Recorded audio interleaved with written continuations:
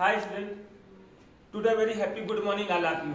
जैसा कि मैंने आपको बोला था कि नाइट्रिक अम्ल चल रहा था और मैंने नाइट्रिक अम्ल ओस्टवाल्ड विधि से नाइट्रिक अम्ल आपको पढ़ा दिया था। आज आपको पढ़ाने जा रहा हूँ बर्कलैंड विधि से नाइट्रिक अम्ल कि नाइट्रिक अम्ल जो है बर्कलैंड विधि से आपका किस प्रकार होती है उसके बारे में पूरा। क्योंकि दो विधियां आपके इंटरमीडिएट में नाइट्रिक अम्ल की, एक बर्कलैंड विधि और एक है आपकी ओस्टवाल्ड। आज हम पढ़ने जा रहे हैं बर्कलैंड विधि से नाइट्रिक अम्ल आप कैसे प्राप्त करते हैं, पार्ट 2 आज स्टार्ट करते हैं। तो हम देखते हैं बेटा, ये चित्र बना हुआ है बर्कलैंड विधि से नाइट्रिक अम्ल का। हम लोग कैसे नाइट्रिक अम्ल को बनाएंगे, सर्वप्रथम बेटा करते क्या है कि जो नाइट्रिक अम्ल अगर हमको बनाना है तो बेटा अगर हमने ओस्टवाल्ड में पढ़ा था तो ओस्टवाल्ड विधि में हमने ली थी अमोनिया और ऑक्सीजन।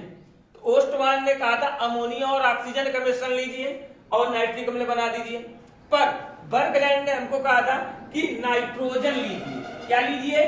नाइट्रोजन और ऑक्सीजन। यही मात्र अंतर है, ओस्टवाल्ड में अमोनिया और ऑक्सीजन लिया गया और बर्कलैंड में नाइट्रोजन और ऑक्सीजन लिया गया। अब हमारी बात ये आती है कि कौन सी विधि, तो देखो बेटा बर्कलैंड की विधि आज हमको पढ़नी, ओस्टवाल्ड विधि आप अगले वाले वीडियो में पढ़ चुके हैं। हम लोग पढ़ने जा रहे हैं बर्कलैंड की। तो बर्कलैंड ने कहा था नाइट्रोजन और ऑक्सीजन का मिश्रण, कि जब हम नाइट्रोजन और ऑक्सीजन का मिश्रण, किसका किसका मिश्रण, अगर हम बात करें किसका किसका मिश्रण लेंगे तो बेटा नाइट्रोजन का ले लेंगे और बेटा हम लोग ले लेंगे ऑक्सीजन का। और जब हम नाइट्रोजन ऑक्सीजन का मिश्रण लेंगे तो हमको देखो बेटा प्राप्त हो जाएगा नाइट्रिक ऑक्साइड, बोले तो N2 और O2, तो 2 N है तो यानी 2 NO। तो नाइट्रिक ऑक्साइड जब हम बनाएंगे तो देखो बेटा जब हम नाइट्रोजन ऑक्सीजन का मिश्रण लेंगे तो नाइट्रिक ऑक्साइड बन जाएगा।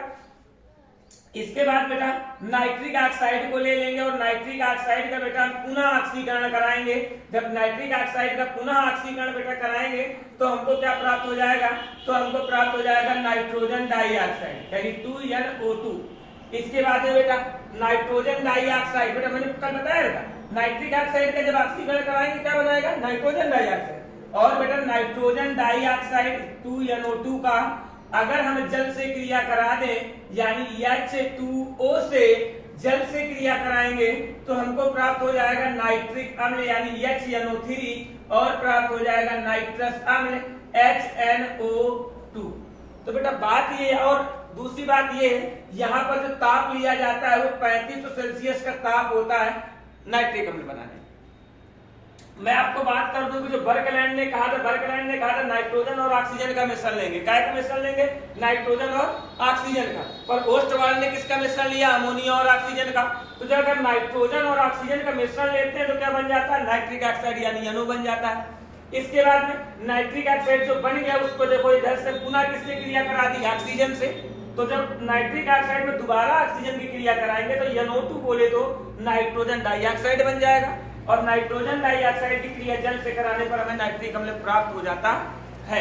अब हम बात ये करते हैं कैसे ये क्या हुआ, कैसे प्राप्त हुआ, क्या बना। तो बेटा सबसे जरूरी बात ये आपको सीखनी है कि अगर हमको नाइट्रिक अम्ल बनाना है बर्कलैंड विधि से तो ये हमें इसके भट्ठी का प्रयोग करते हैं जिसका नाम होता है विद्युत आर्क भट्ठी। तो देखो बेटा ये आपका डायग्राम बना हुआ है, ये आपकी विद्युत आर्क भट्ठी है, इसको हम लोग बोलते हैं कूलर। ये आपका बॉयलर कक्ष है, ये आपका ऑक्सीकारक कक्ष है और ये आपका अधिशोषण कक्ष है। हम लोग क्या करेंगे, यहां से बेटा हम लोग नाइट्रोजन यानी N2 और O2 का मिश्रण को प्रवेश कराते हैं। जब हम नाइट्रोजन और ऑक्सीजन के मिश्रण को विद्युत आर्क भट्ठी में लल्ला प्रवेश कराएंगे तो होता ये है कि ये जो विद्युत आर्क भट्ठी है इसके अगल बगल यहाँ पर इलेक्ट्रोड की छड़ें लगी होती हैं। काहे की? इलेक्ट्रोड की। ये अगल बगल इलेक्ट्रोड की छड़ लगी है विद्युत आर्क भट्ठी में। तो ये इलेक्ट्रोड की छड़ें जब नाइट्रोजन और ऑक्सीजन के मिश्रण को इसमें प्रवेश कराएंगे और इसमें धारा प्रवाहित करते हैं बिजली, तो जैसे ही इन मिश्रण को इसमें प्रवेश कराया और धारा प्रवाहित कराई तो क्या होता है, ये चारों तरफ से क्या होता है, ये जो मिश्रण है, चलो मैं इसको लिख देता हूं अच्छे से इधर से प्रवाहित करा के, N2O2 जब प्रवेश कराया ये इलेक्ट्रोड की छड़ें लगी, जैसे ही इधर अंदर जाएगा तो क्या होगा कि ये चारों तरफ, नहीं आपने देखा हो गर्मियों के दिनों में लू चलती है तो हम लोग बोलते हैं कि डरूर बाबा चलने लगा, फलाने चलने लगा। तो उसी प्रकार जब ये गैसें जाती हैं तो बहुत तेजी मात्रा से ये चारों तरफ ऐसे ऐसे घूमती हैं। घूमने के बाद नाइट्रोजन और ऑक्सीजन ये आपस में पूरी तरीके से बेटा मिल जाते हैं।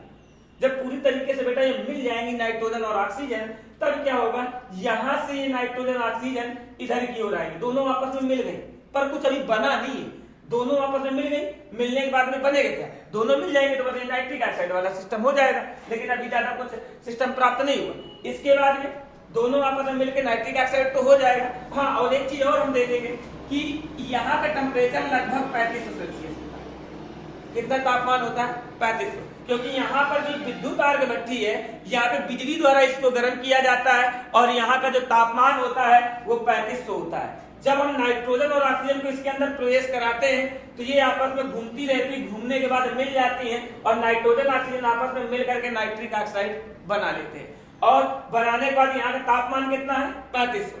अब ये गरम गैस कहाँ की ओर आएगी, आगे की ओर आएगी। आगे क्या मिल जाता है, कूलर।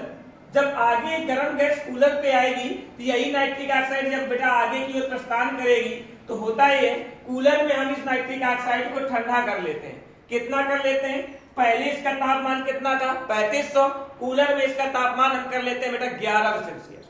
अब कूलर में हमने इसका तापमान 1100 कर लिया, इसके बाद में ठंडा करने के बाद अब ये नाइट्रिक ऑक्साइड आगे की ओर आएगी।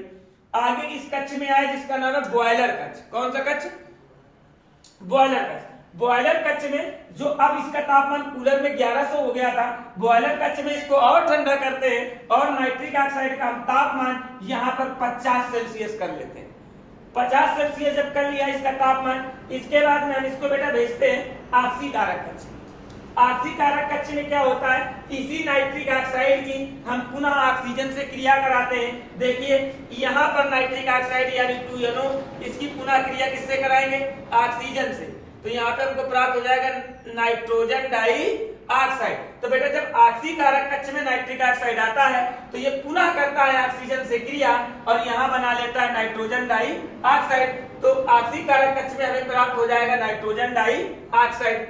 अब बेटा ये नाइट्रोजन डाइऑक्साइड आगे की ओर प्रस्थान करेगा और आगे आ जाएगा अधिशोषण कक्ष में। किसमें आ जाएगा, अधिशोषण कक्ष में। अधिशोषण कक्ष में बेटा ये जो गोल गोल भरे हुए हैं ना, ये क्वार्ज के टुकड़े हैं। काय के टुकड़े हैं, क्वार्ज के टुकड़े। तो अधिशोषण कक्ष में क्वार्ज के टुकड़े भरे होते हैं। ऊपर से जल फव्वारे के रूप में गिरता है। क्या गिरता है, जल।